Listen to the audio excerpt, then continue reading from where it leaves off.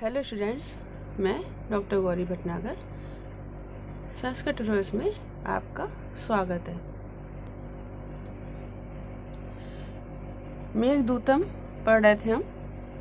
इसका पहला खंड पूर्व मेघ चल रहा है, जो कि यक्ष जो है मेघ को अलकापुरी का मार्ग बता रहा है।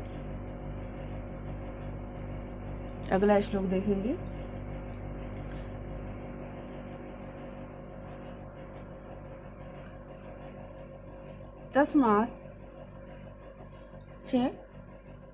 तस्मात् गच्छेऽनुकनखलं शैलराजावतीर्णां जहनो कन्यां सगरतनय स्वर्ग सोपान पंक्तिं गौरी वक्त भ्रकुटी रचनां या विहस्य फेने शंभो केशग्रहणं करोद इंदु लग्नोर्मि हस्ता। यहाँ पे कवि कह रहे हैं तस्मात्, वहां से, कहाँ से? कुरुक्षेत्र से। वहां से अर्थात कुरुक्षेत्र से। अनुकनखलम, अनुकनखलम कनखल के पास। कुरुक्षेत्र पास एक जगह है कनखल, तो कुरुक्षेत्र से कनखल के पास शैल राजा अवतीर्णा, शैल पर्वतराज हिमालय से उतरी हुई, सगर तनय स्वर्ग सोपान पंक्ति, सगर के पुत्रों के लिए स्वर्ग की सीढ़ी के समान, स्वर्ग की सीढ़ी, जहनो कन्या, जहनों की पुत्री अर्थात गंगा पर गच्छे जाना, गंगा जाना क्यों? आगे देखें। गौरी वक्त भ्रकुटी रचना,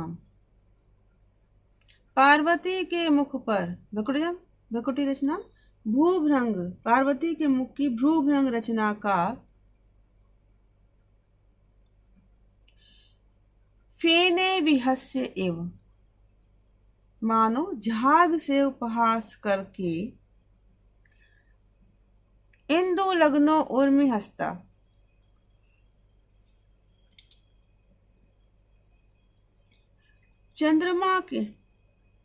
चंद्रमा का स्पर्श करने वाले तरंग रूपी हाथों वाली,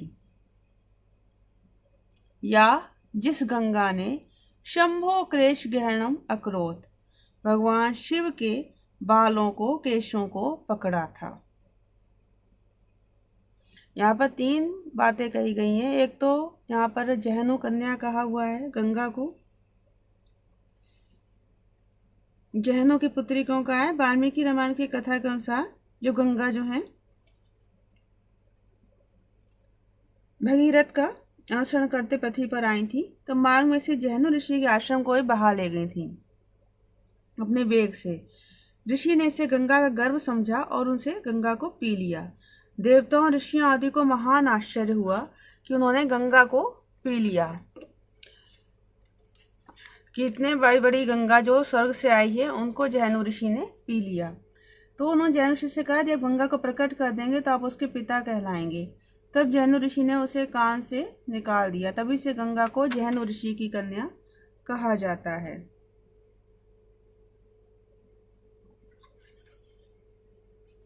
कनखल जो है वो एक पुराना तीर्थ स्थान, प्राचीन तीर्थ स्थान जो हरिद्वार के पास स्थित है। कुरुक्षेत्र से हरिद्वार जाता है रास्ते में कनखल जो है हरिद्वार के पास स्थित है और एक तीर्थ स्थान माना जाता है।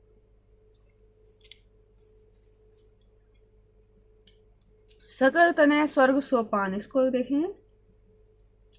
वाल्मीकि रामायण के अनुसार ही राजा सगर ने इंद्र पद की प्राप्ति के लिए अश्वमेध यज्ञ प्रारंभ किया था, लेकिन उस पर्व के दिन इंद्र ने राक्षस का रूप बनाकर अश्वमेध यज्ञ के घोड़े को चुरा लिया और पाताल में कपिल मुनि के आश्रम में बांध दिया। सगर के 60,000 पुत्र थे जो घोड़े खोजते कपिल मुनि के आश्रम में पहुंचे। उनको ही उस अश्व का चोर समझ लिया। उन्होंने मुनि का अपमान किया। मुनि ने तेज से उन सबको भस्म कर दिया। जब वह नहीं लौटे तो अंशुमान जो उनका पुत्र था उसने भस्म खोजी और मुनि से प्रार्थना की। तब मुनि ने कहा यदि गंगा स्वर्ग से पृथ्वी पर आ जाएंगे तो उनका उद्धार हो सकता है। तो राजा भगीरथ घोर तपस्या करके गंगा जी को पृथ्वी पर लाए थे और तब उन्होंने अपने पितरों का उद्धार किया। इसलिए गंगा को सगर पुत्रों के लिए स्वर्ग की सीढ़ी कहा जाता है।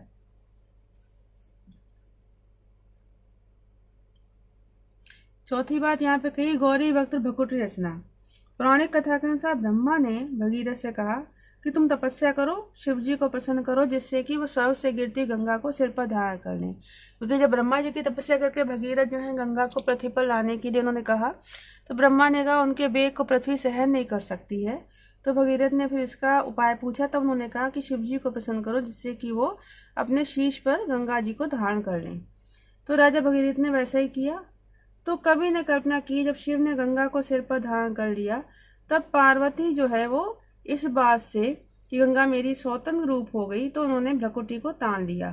तो इसे देखकर गंगा ने अपने झाग से मानो पार्वती का उपहास किया,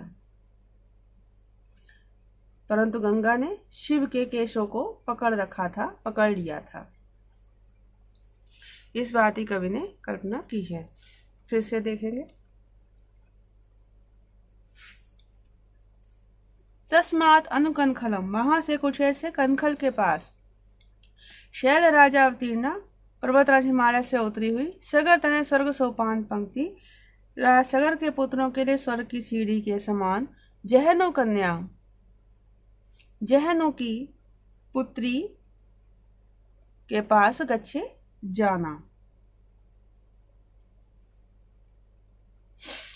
गौरी वक्त भ्रकुटी रचना, पार्वती के मुख की भूभृंग रचना का फेने भी हंसे, मानो झाग से उपहास करके, इंदु लग्न उर्मी हंसता, चंद्रमा का स्पर्श करने वाले, उर्मी हंसता लहर रूपी तरंग रूपी हाथों वाली, यह जिस गंगा ने शंभो केश ग्रहणम अवरोध, भगवान शिव के केशों को पकड़ा था। तस्याः पातुम सुरगजि व्योमनि पश्चादर्धलम्बितं चेदच्छस्फटिक विशदं तर्कीय तिर्यगंभा, संसर्पन्त्या सपदि भवता स्रोतसी छायया असौ, स्यादस्थानोपगत यमुना संगमेव अभिरामा। अब यहाँ पे कह रहे हैं कवि,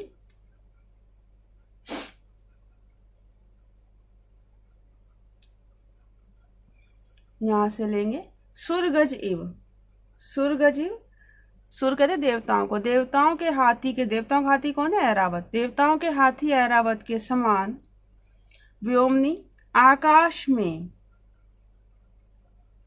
पश्चाद लंबी पिछले आधे भाग से लंबी लटकते हुए, तुम चेत यदि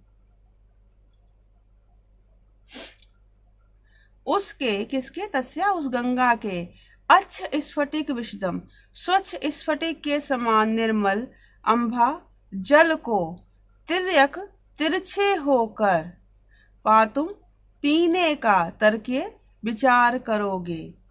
मतलब कहते हैं कि ऐरावत हाथी का रंग कैसा होता है? श्याम होता है। मेघ का रंग भी श्याम है। तो ऐरावत के समान आकाश में पिछले अर्धभाग से लटके हुए तुम अगर उसके गंगा के सफेद जल को पीने का प्रयास करोगे, विचार करोगे, तो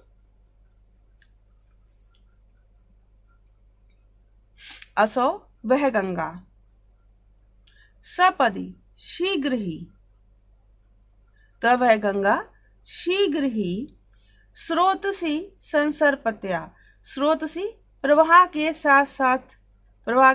साथ चलती हुई, भवता छाया, आपकी छाया से, आपकी परछाई से, अस्थान उपगत यमुना संगम, अस्थान भिन्न स्थान में यमुना संगम को प्राप्त हुई सी, अभिरामा स्यात् सुंदर हो जाएगी।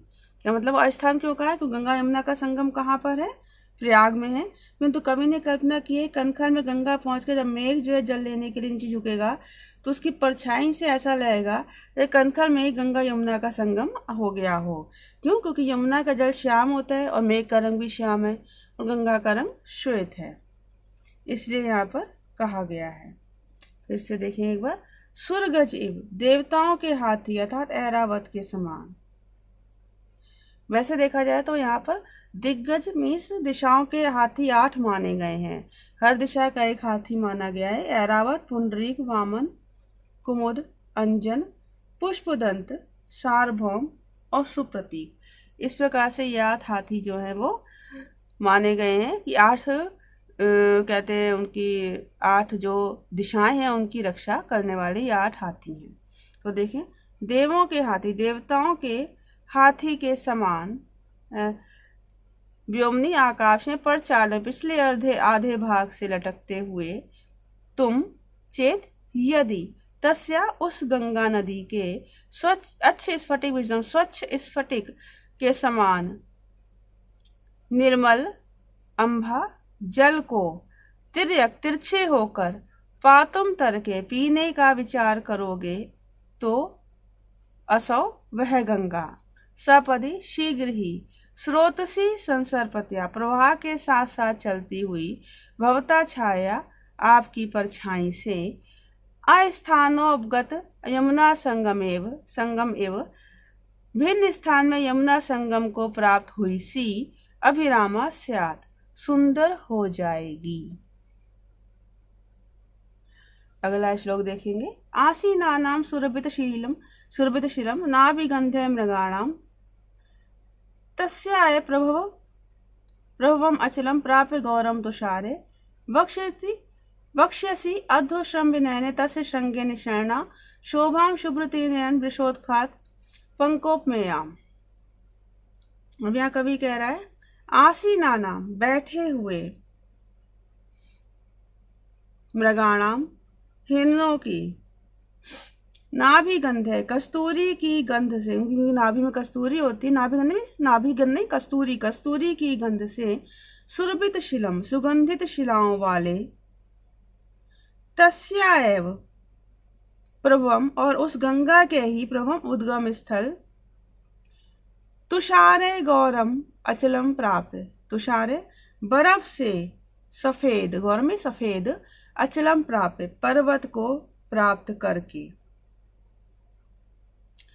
अध्वश्रम विनयने मार्ग की थकावट को दूर करने वाले, तस्य श्रृंगेन शरणम उसके शिखर पर स्थित, उसके शिखर पर बैठकर,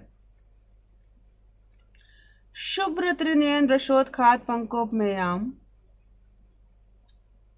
उसके शिखर बैठकर तुम शुभ्र त्रिनयन श्वेत त्रिनयन में 3 देहधारी अर्थात भगवान शिव के वृषोत्खात बैल द्वारा उखाड़ी हुई कीचड़ से तुलना किए जाने योग्य शोभा बक्षसी शोभा को प्राप्त करोगे, धारण करोगे।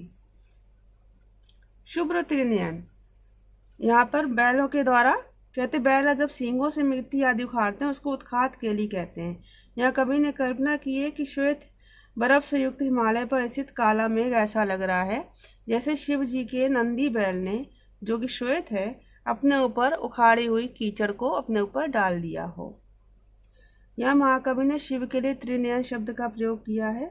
एक पुरानी कथा की ओर संकेत किया, महाभारत की कथा है, महाभारत के अनुशासन पर में बताई गई है, जिसके अनुसार एक बार परिहास में पार्वती जी ने शिव के दोनों नेत्र बंद कर दिए थे, सारे संसार में अंधेरा हो गया जिससे। तब शिव जी ने अपने माथे में तीसरे नेत्र का आविर्भाव किया और यह जिससे कि फिर संसार में रोशनी फैल गई। शिव जी का ये नेत्र क्रोध के समय खुलता है, जैसा कि आपको पता है कामदेव को इसी तीसरे नेत्र की अग्नि ने ही भस्म किया था। फिर से देखेंगे। आसीनानाम मृगाणाम नाभिगंधे बैठे हुए हिरणों की कस्तूरी की गंध से सुरभित शिलम सुगंधित शिलाओं वाले, तस्या एव प्रभवम उस गंगा के ही उद्गम स्थल, तुषारे गौरम अचलम प्राप्त बर्फ से श्वेत पर्वत हिमालय पर्वत को प्राप्त करके, अध्वश्रम विनयने मार्ग की थकावट को दूर करने वाले, तस्य श्रृंगे निशरणम उसके शिखर पर स्थित होकर, वैसे निशरण माने होता बैठना, यहाँ पे होगा स्थित होना, स्थित होकर शुभ्र त्रिनयन वृषोत्खात पंकोपमेयाम श्वेत भगवान शिव के बैल द्वारा उखाड़ी गई कीचड़ से तुलना किए जाने योग्य शोभाम वक्षसी शोभा को धारण करोगे।